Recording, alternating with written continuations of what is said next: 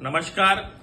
અખંડ ભારતના શિલ્પી અને ભારત રત્ન આદરણીય સરદાર વલ્લભભાઈ પટેલ સાહેબને આજે જ્યારે કેબિનેટ બેઠક ગુજરાતમાં ભરાઈ ત્યારે આણંદ નગરપાલિકામાંથી આણંદ મહાનગરપાલિકા બની ત્યાર પછી આજે કરમસદ આણંદ મહાનગરપાલિકાનું નામ આપવામાં આવ્યું છે અને કેબિનેટમાં આજે મંજૂરી મળી છે. ત્યારે આપણા પ્રધાનમંત્રી નરેન્દ્રભાઈ મોદી સાહેબે જે સરદાર સાહેબને કેવડિયા ખાતે સ્ટેચ્યુ ઓફ યુનિટી બનાવી અને જેટલું મોટું સન્માન આપ્યું હતું એ જ રીતે કરમસદ આણંદ મહાનગરપાલિકાને આજે આ નામ આપવાથી આદરણીય આપણા મુખ્યમંત્રી ભૂપેન્દ્રભાઈ પટેલ સાહેબે કેબિનેટમાં મંજૂરી આપી.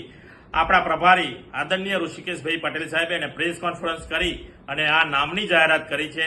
ગુજરાત સરકાર અને આદરણીય આપણા ભારતના વડાપ્રધાન નરેન્દ્રભાઈ મોદી સાહેબ, આપણા ગૃહમંત્રી અને સહકારિતા મંત્રી આદરણીય અમિતભાઈ સાહેબનો અને આનંદ વતી સૌ નાગરિકો વતી એક સાંસદ તરીકે સૌનો આભાર માનું છું અને કરમસદ આણંદ મહાનગરપાલિકા નામ આપવાથી સૌને પણ ખરેખર દિલથી આભાર માનું છું.